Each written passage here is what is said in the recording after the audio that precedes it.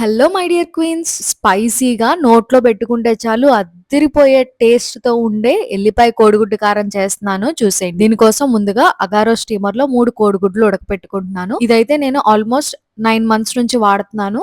Product అయితే బాగుంది. కావాలంటే లింక్ ట్యాగ్ చేస్తాను. ప్రోడక్ట్ ది పర్చేస్ చేసుకోవాలంటే చేసుకోండి. మిక్సీ జార్ ఒకటి తీసుకొని 1 టీ స్పూన్ జీలకర్ర, 1.5 స్పూన్ల ధనియాలు, ఒక 10 రెమ్మల వెల్లుల్లి, 2.5 టీ స్పూన్ల కారపొడి, కొద్దిగా ఉప్పు వేసుకొని నేను ఇక్కడ చూపిస్తున్నట్లు పేస్ట్ లాగా చేసుకోండి. కొద్దిగా 1 స్పూన్ వాటర్ పోస్తే మీకు ఇట్లా పేస్ట్ లాగా అవుతుంది.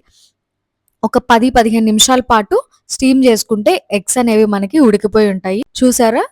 ఈ స్టీమర్ లో చక్కగా మనం ఎగ్స్ అనేవి ఒక 10 మినిట్స్ పెట్టుకుంటే చాలు మనకి చక్కగా ఉడికిపోతాయి. ఇదేమి స్పాన్సర్షిప్ వీడియో కాదండి, ముందుగానే చెప్తున్నాను. నేను వాడుతున్నాను, నాకు ప్రోడక్ట్ నచ్చింది, చూపిస్తున్నాను అంతే. మీకు నచ్చితే తీసుకోండి, లేకపోతే లేదు. ఉడకపెట్టిన కోడిగుడ్లు మూడింటిని కూడా ఇలా సన్నగా చిన్న చిన్న ముక్కలుగా కట్ చేసుకోవాలి. పాన్ లో 2 టేబుల్ స్పూన్లు ఆయిల్ వేసుకొని, ఆయిల్ కొద్దిగా వేడైన తర్వాత 1 టీ స్పూన్ జీలకర్ర వేసుకొని 1 నిమిషం పాటు వేయించుకొని, చిటపట అనిన తర్వాత 1 టీ స్పూన్ పసుపు వేసుకొని, పసుపు కూడా పచ్చి వాసన పోయేంత వరకు 1 నిమిషం పాటు వేయించుకొని, మనం కట్ చేసి పక్కన పెట్టుకున్న కోడిగుడ్డు ముక్కల్ని ఇందులో వేసుకొని మంటని మీడియం ఫ్లేమ్ లో పెట్టుకొని కోడిగుడ్డు కొద్దిగా బాగా వేగి కొద్దిగా గట్టిగా అయ్యేంత వరకు వేయించుకోవాలి. దీనికి ఒక 5 నిమిషాల పాటు వేయించుకుంటే సరిపోతుంది. ఇప్పుడు వేయించుకున్న కోడిగుడ్డుని కొద్దిగా పక్కకు నెట్టేసి ఇంకో టేబుల్ స్పూన్ ఆయిల్ యాడ్ చేసుకొని మనం మిక్సీ వేసి పెట్టుకున్న వెల్లుల్లి కారం పేస్ట్ ని దీంట్లో వేసుకోవాలి. మంటని ఇప్పుడు లో ఫ్లేమ్ లో పెట్టుకొని దీన్ని ఒక 3 నుంచి 5 నిమిషాల వరకు వేయించుకోవాలి. ఒక 3 నుంచి 5 నిమిషాల పాటు వేగి కారము వెల్లుల్లి పచ్చివాసన పోయిన తర్వాత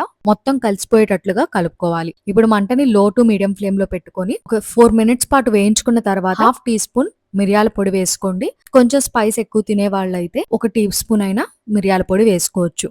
మంటని లో ఫ్లేమ్ లోనే పెట్టేసుకొని ఇప్పుడు మొత్తం వేగేటట్లుగా మనం వేసిన వెల్లుల్లి కారం పేస్ట్ అంతా కూడా బాగా వేగి ఆయిల్ సపరేట్ అయ్యేంత వరకు వేయించుకోవాలి. కావాలంటే ఈ టైంలో కొద్దిగా కరివేపాకు, సన్నగా చీల్చిన పచ్చిమిరకాయలు 2 లేదా 3 వేసుకున్నా కూడా టేస్ట్ బాగుంటుంది.